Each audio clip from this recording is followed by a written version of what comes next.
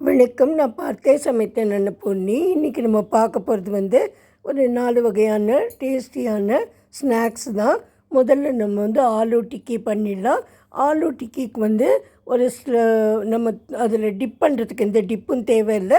அப்புறம் அந்த ப்ரெட் க்ரம்ஸும் தேவையில்லை. அது இல்லாமல் அதை எப்படி பண்ணுறது அப்படின்னு நம்ம பார்க்கலாம். முதல்ல உருளைக்கிழங்கு எடுத்து நம்ம ஒரு கறி மாதிரி பண்ணிக்கலாம். உருளைக்கிழங்கு நல்லா வேக வச்சுட்டு அதை நல்லா மசிச்சு வச்சுக்கலாம். அதில் மஞ்சப்பொடியும் உப்பும் போட்டுக்கலாம். அப்புறம் கடாயில் எண்ணெய் விட்டுட்டு வெங்காயத்தை போட்டு வதக்கி இதையும் போட்டுட்டு அதில் எல்லா மசாலா பொடியும் நம்ம போட்டுக்கலாம் என்னெல்லாம் வேணுமோ. அப்புறம் அதில் கலக்கிறதுக்கு 3/4 கப்பில் இந்த சின்ன கப்பில் தான் நான் ரவையும் ஒரு 2 டேபிள் ஸ்பூன் அரிசி மாவை எடுத்து வச்சுட்டுருக்கேன். இதையும் அது கூட சேர்ந்து நம்ம நல்லா கலக்கி வச்சுக்கலாம். கலக்கி வச்சுட்டு அப்புறம் நம்ம அது நல்லா பிசைஞ்சுக்கணும். அழுத்தி உங்கள்கிட்ட சின்ன இந்த மாதிரி மூடி ஏதாவது இருந்ததுன்னா அதில் நீங்கள் தட்டி கொஞ்சம் எண்ணெயை பெரட்டிட்டு அதுக்கப்புறம் அதில் தட்டி கடாயில் கொஞ்சமாக எண்ணெயை விட்டுட்டு 2 பக்கமும் வெந்து எடுத்துக்கலாம். இல்லை நீங்கள் கையிலேயே தட்டிக்கிறதுனா கூட தட்டிக்கலாம். ரொம்ப மெல்லிசாக தட்ட வேண்டாம். நான் இதை இது மாதிரி இந்த மூடியிலேயே போட்டுட்டு அழகாக கையோடு அது வந்துடும். கொஞ்சம் எண்ணெயை பெரட்டிண்டா போகிறோம். 2 பக்கமும் நம்ம நல்லா இதை டேஸ்டியாக பண்ணி எடுத்துடலாம். இது மேலேடு நல்ல கிறிஸ்பியாக இருக்கும். அடியில் நல்லா வெந்திருக்கும். ஏற்கனவே நம்ம உருளைக்கிழங்குலாம் வெந்தது தானே, ரொம்பவே டேஸ்டியாக இருக்கும். எந்த சட்னி கூட வேணால் நீங்கள் இதை சர்வ் பண்ணலாம். நம்ம அடுத்ததாக பார்க்க போகிறது ஒரு தந்தூரி எடுத்து நம்ம பண்ணுற ஒரு டிஷ்ஷு தான். சாதாரணமாக தந்தூரி இல்லை நம்மக்கிட்ட அப்படின்னு நம்மளுக்கு தோணும் இல்லையா? அந்த பயமே அந்த கவலையே இல்லாமல் ரொம்ப டேஸ்டியாக பண்ணிடலாம். வெஜிடபிள்ஸ்லாம் கட் பண்ணி வச்சுக்கலாம். கேரட்டு, கோஸு, வெங்காயம், பச்சை மிளகாய், அப்புறம் கேப்சிகம், உருளைக்கிழங்கு தவிர என்னெல்லாம் இருக்கோ எல்லாமே நீங்கள் போட்டுக்கலாம். கார்ன் இருந்தால் கூட இதுக்கு நல்லாயிருக்கும். நீங்கள் வேக வச்சுட்டு அந்த கார்ன் கூட போட்டுக்கலாம். அப்புறமா இதுக்கு நம்ம நேற்றே நான் பண்ணி வச்சுருந்தேன் கொஞ்சம் சப்பாத்தி மாவு. இது ஃப்ரிட்ஜில் இருந்தது.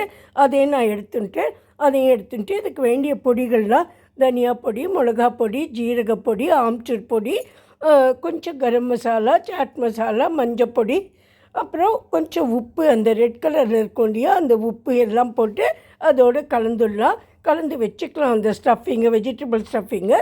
இப்போ முள்ளமாக நம்ம அந்த சப்பாத்தியை பெரட்டுற மாதிரி பூரியை விட கொஞ்சம் பெருசாக பெரட்டின்னுட்டு 4 பக்கமும் நம்ம லேசாக அது மாதிரி மடித்து விட்டுக்கலாம்.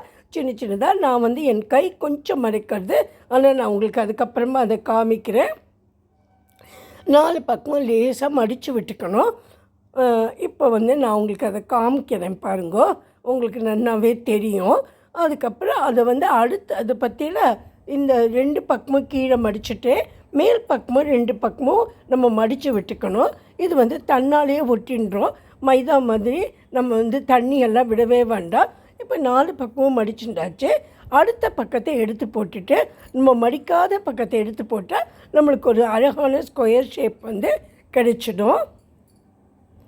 அதில் நடுவில் நம்ம ஸ்டஃபிங்கை வைக்கணும். இங்கே பார்த்தீங்கன்னா நான் அந்த 4 பக்கமும் இன்னும் சரியாக மடிக்கலை. அது நல்லா ஒட்டிக்கணும். நம்மளுக்கு அது வெளியில் வந்துடக்கூடாது. இது பாருங்க, அடுத்த பக்கத்தை எடுத்து போட்டுட்டேன்னாக்கா உங்களுக்கு அழகான ஒரு ஸ்கொயர் ஷேப் கிடைக்கும்.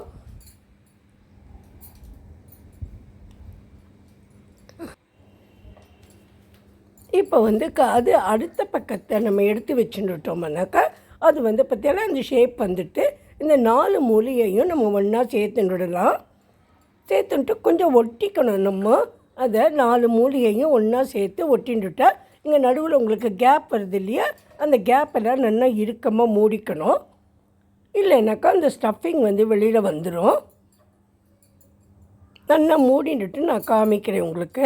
பார்த்தீங்களா 4 சைட்லேயும் நம்ம இந்த மூளையெல்லாம் சேர்த்துட்டோம் இல்லையா, அந்த சைடில் வர கேப் இல்லாமல் அதை நல்லா நம்ம க்ளோஸ் பண்ணிடணும்.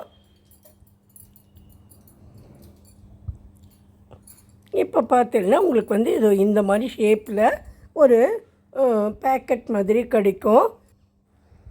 அப்புறம் நம்ம இந்த சப்பாத்திக்கெல்லாம் வேக வைப்போம் இல்லையா, அந்த ஒரு இரும்பு கம்பி மாதிரி இருக்குமே, அதில் இதை போட்டுட்டு 2 பக்கமும் ஆனால் நல்லா வேக வைக்கணும். நம்ம வேக வச்சு எடுத்துடலாம். அது கையால் என்னால் எடுக்க முடியல, அவ்வளோ சுடுறது.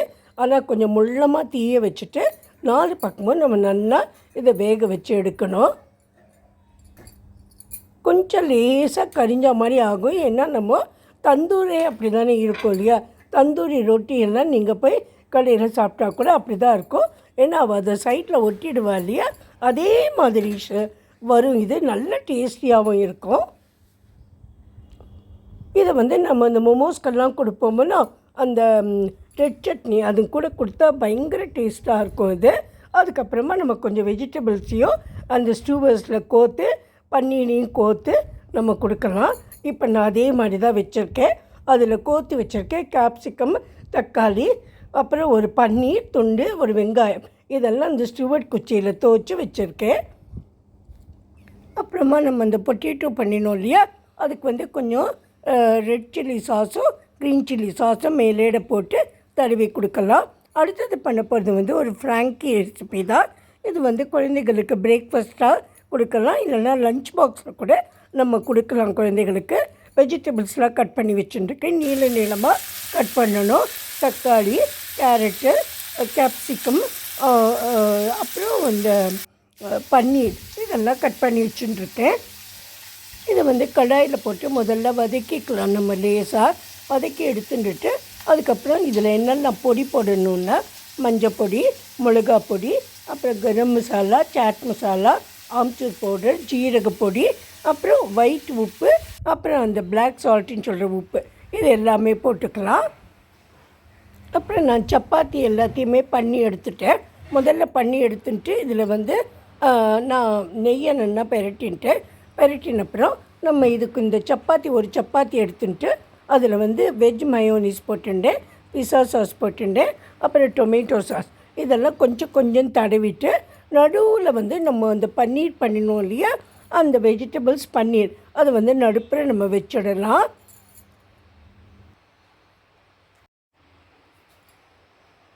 இப்போ நடுவில் நம்ம வந்து அந்த வெஜிடபிள்ஸை பன்னீர்லாம் வச்சுட்டோம். அப்புறம் இந்த பன்னீருக்கு மேலே இது வந்து இட்டாலியன் ஹர்ப்ஸு ஆரிகானோலாம் இருக்கு இல்லையா, இது வந்து சில்லி ஃப்ளேக்ஸு, அப்புறம் அந்த பிங்க் கலராக இருக்கும்ல அந்த சால்ட்டு, இது எல்லாத்தையும் கொஞ்சமாக ஸ்ப்ரிங்கிள் பண்ணிடலாம் மேலேடு.